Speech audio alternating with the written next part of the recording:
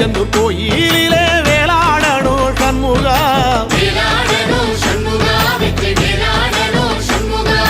பிள்ளை ஆண்டான் பிள்ளை என வரம் கொடுக்கணும் சண்முகா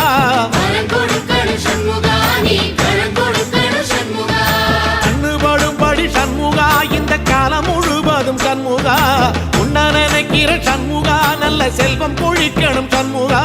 சொன்ன வரங்களை அள்ளி கொடுக்கிற கொடை வள்ளலே சண்முகா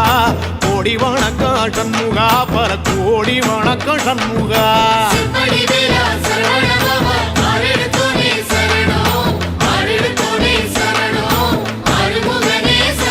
ஐயா